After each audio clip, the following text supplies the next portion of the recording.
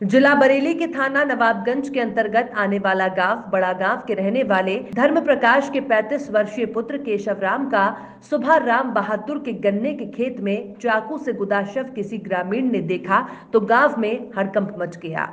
आनन फानन में परिवार के लोग घटनास्थल पर पहुंचे और उन्होंने देखा कि केशव राम का शव चाकू से गुदा हुआ पड़ा है, जिसकी सूचना तत्काल नवाबगंज पुलिस को दी। मौके पर पुलिस अधीक्षक ग्रामीण डॉक्टर संसार सिंह, पुलिस क्षेत्राधिकारी नवाबगंज प्रभात कुमार वर्मा, कोतवाल नवाबगंज धनंजय सिंह, हल्का इंचार्ज वीरेंद्र प्रताप सिंह सहित बड़ी संख्या में पुलिस घटनास्थल पर पहुंची, घटना का मौका मुआयना किया। आपको बताते चलें कि केशव राम बड़ा गांव के रहने वाले थे। नायब तहसीलदार नवाबगंज के कार्यालय में संविदा पर कंप्यूटर का कार्य करते थे। रोज की तरह केशव राम सुबह 9 बजे घर से निकले और रात को 5:30 बजे अपने भाई जो नवाबगंज में रहते हैं उनके घर गए। वहां से केशव राम 6:30 बजे गांव जाने के लिए निकले, लेकिन रात भर घर नहीं पहुंचे। घर ना पहुंचने पर परिवार के लोगों में बेचैनी हुई। उन्होंने तलाश करने की कोशिश की, फोन लगाया तो फोन नंबर 8:30 बजे तक लगा। उसके बाद फोन स्विच ऑफ आने लगा। परिवार के लोगों ने गांव में ही तलाश की, पूछताछ की, लेकिन कोई पता नहीं चला। आपको बताते चले कि केशव राम की 5 वर्ष पूर्व शादी हुई, जिससे उनका एक बेटा 3 साल का है। पत्नी ससुराल में नहीं थी, वो भाई दूज मनाने गई हुई थी। सुबह तड़के किसी व्यक्ति ने राम बहादुर के गन्ने के खेत में केशव राम का शव देखा और गांव में सूचना दी गई। माता जी, आपके बेटे क्या नाम था? हमारे बेटे को केशव। क्या हुआ था इनके साथ में? हाँ, इनके साथ में हम इनसे तो गए तहसील को, तहसील से वापस आएंगे, घर पर ना आए। हमारी लल्ली ने फ़ोन करो, खाना बना के तैयार करो शाम को 7:30 बजे।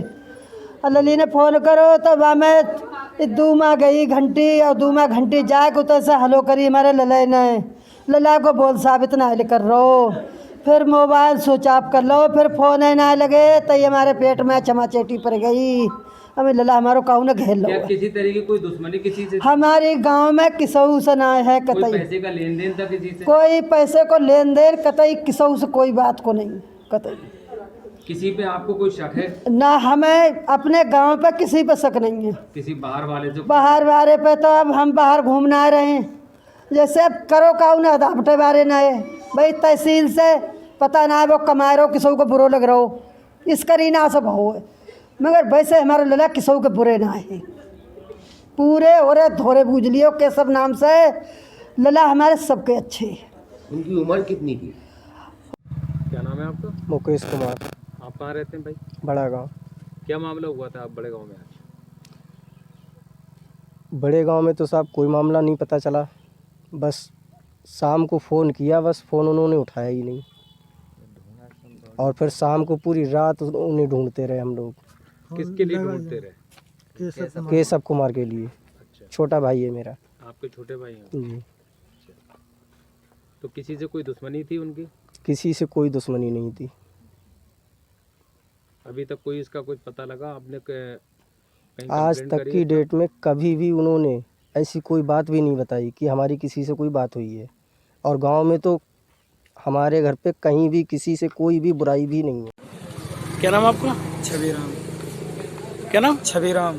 कौन से गांव रहते हैं? बड़ा गांव। ये जो केशव प्रसाद के साथ जो घटना हुई है, ये क्या मामला पूरा कैसे का हुआ पता बताएंगे? अब इसके बारे में तो पूरी नॉलेज नहीं है। फिलहाल तो नवाबगंज मकान से कह के निकले थे, करीब 6:30 बजे कि हम घर पे जा रहे हैं।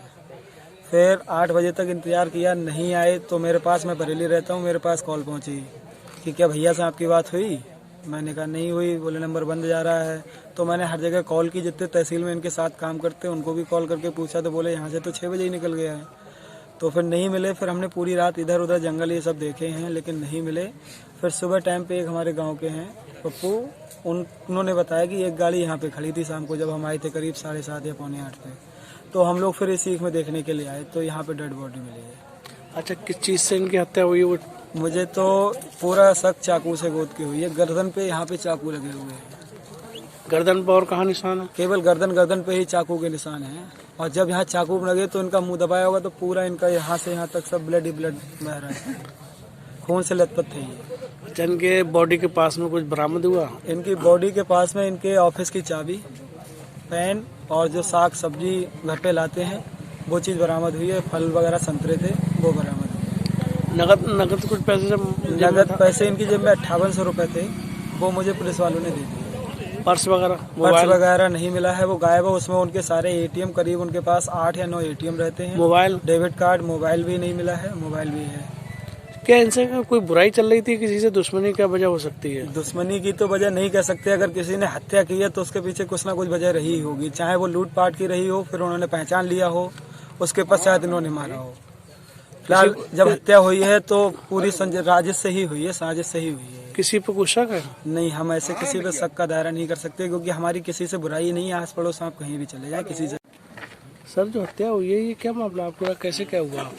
सुबह जो है ये गांव बड़ा गांव के रहने वाले केशवराम पुत्र धाम प्रकाश की लाश गन्ने खेत में, राम बहादुर के गन्ने खेत में मिलने की सूचना मिली थी।